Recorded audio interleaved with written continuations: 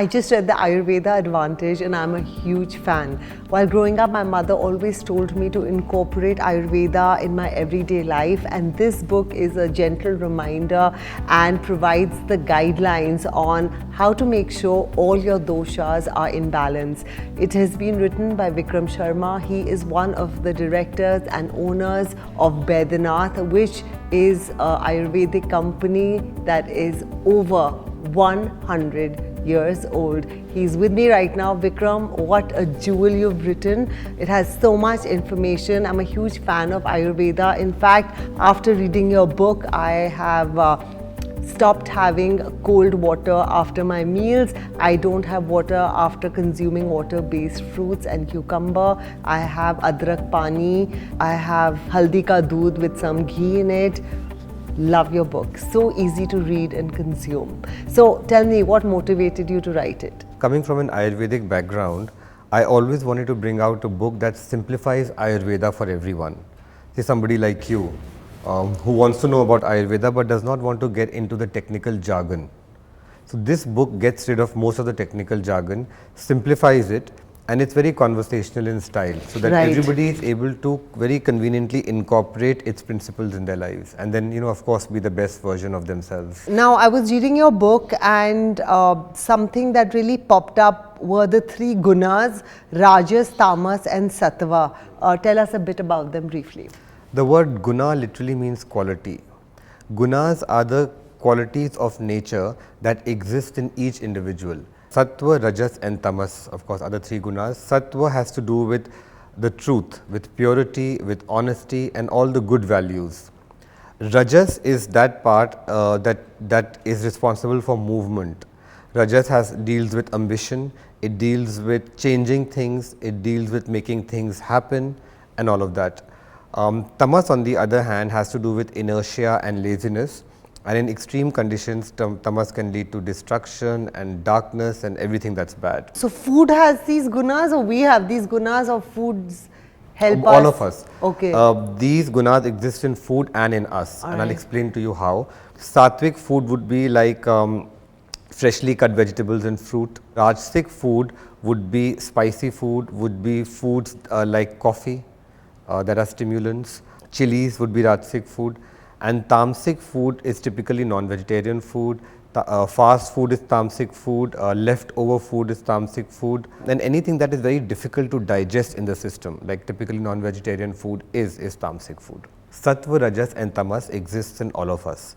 Sattva are the qualities of honesty, the qualities of being true to yourself, the quality of being well adjusted, the quality of accepting reality for what it is. Rajas would be the quality of ambition, the quality of changing things. Say for instance, you want to change things, make it better for yourself, make this world a better place, so that is the Rajas in you.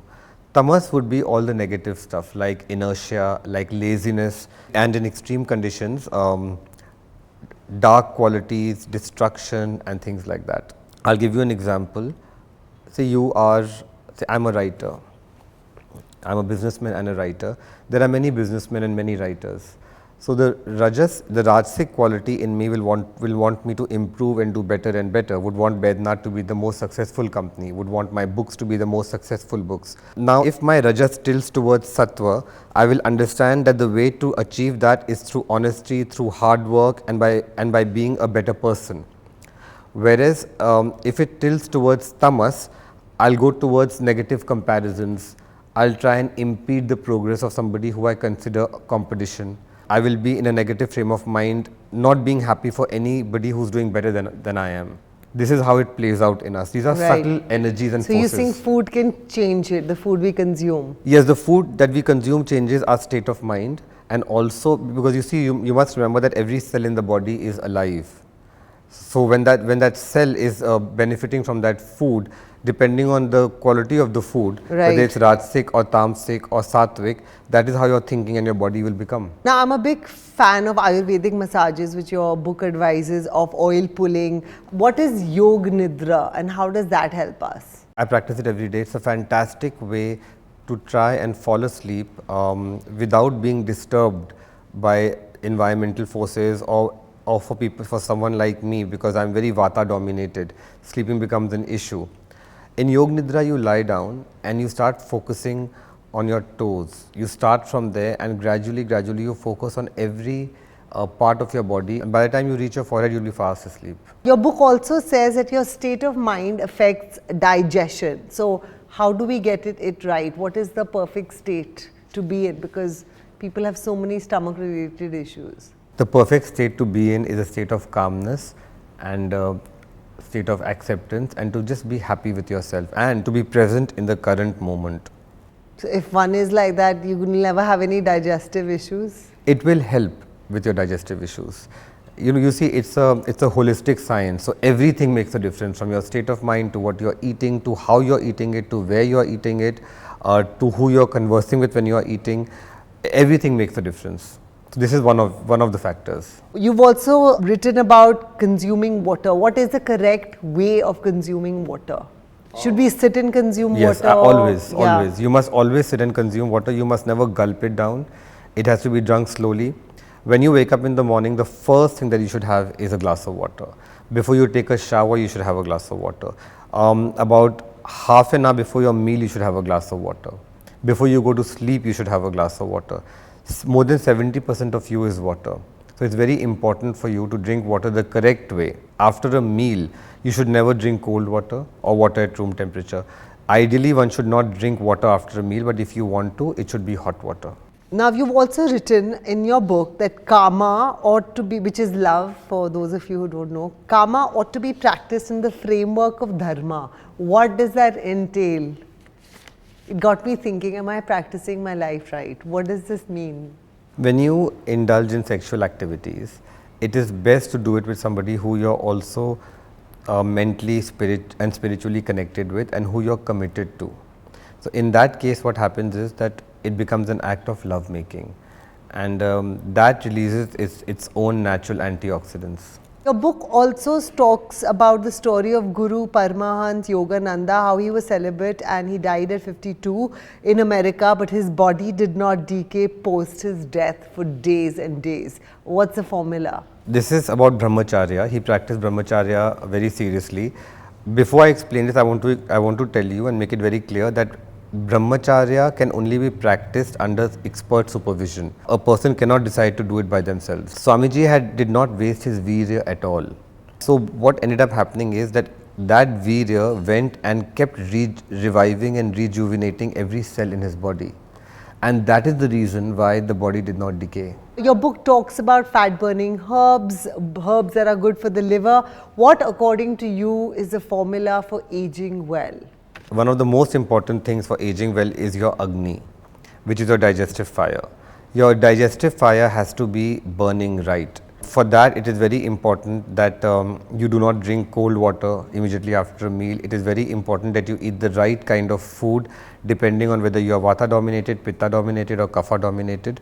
There are a whole list of things that have to be followed, and all that is there in the book. So when it comes to aging well, Agni is very important. Then there is aerobic versus anaerobic breathing, which basically means that you should breathe slowly, like the tortoise, who breathes very slowly and can live up to 200 years. If you breathe, the faster you breathe, the faster you age. Your thinking is very important, how you think, whether you are consuming rasayans or not. Like what is rasayan? Like amla is a rasayan. Rasayans go into the cellular level of your body, and that is and repairs you from there. So whatever repair that happens at cellular level ensures that you live longer, look better and look younger. Your book does talk about the rasayans. If you could take us just through some of them. Amla, you said. Amla is a natural rasayan, ashwagandha is a rasayan. There's a whole list of rasayans mentioned in the book. There are also rasayans that are prepared with multi-herbs in them, like Chawanprash is an amazing rasayan, Triphala is an amazing rasayan. So if you read the book, you'll see all of it in it. I know Baidyanath Chawanprash, we've all seen it growing up. Is that your most successful product? It's one of the most successful products. Vita-X is very successful.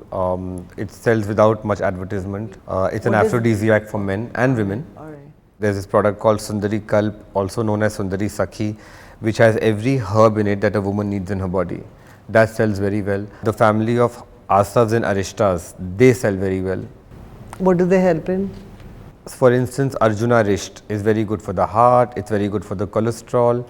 It keeps your triglycerides low if had regularly. So our viewers sent in some questions. How can one get rid of bloating? The best way to get rid of bloating is one, through intermittent fasting. Second is by, you take sauf and jeera ka pani. You mix sauf and jeera in water overnight, you leave it, and the following morning you either just drink it up the way it is and eat up whatever there is in the glass, or you boil it, bring the water to a boil, and then after that you strain and you drink it.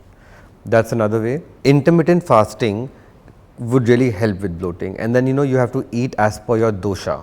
Say for instance I am vata dosha, so for me to have coffee on an empty stomach is a very bad idea. It will immediately lead to bloating, and I've experienced it. The next question is related to what you said. How good is fasting for one's health, and how often should one do it? 3 to 4 times a week is enough, but no dry fasting. Please let me make that very clear. Ayurveda does not promote dry fasting. You have to keep drinking water. 70% of you is water, as I mentioned earlier, so you have to keep having water. Fasting is very good because when you fast, the repair of your body happens at the cellular level, and that is amazing. Very few things can match up to that. All right. And fasting is enough, 16 hours? Whatever works for you. Whether 10 hours work for you or 12, you just have to figure it out based on your constitution and what you are able to do comfortably. What Ayurvedic practices work well for healthy hair and skin? For healthy hair and skin, amla is number one. And Chyawanprash, the chief ingredient in Chyawanprash is amla, so that is something which works very well. Then there is a whole list of herbs, all of which are mentioned in the book. Right. You just have to go through them, and there are multi-herbal preparations also that are available in the market. Get hold of them and be regular with them. Lovely. Well, so in order to get to know which herbs, you need to get this book, and I have read this book, so I'm going to move to the next step and pick up my Chyawanprash. Thank you so much. Lovely talking to you. Thank you, Ambika.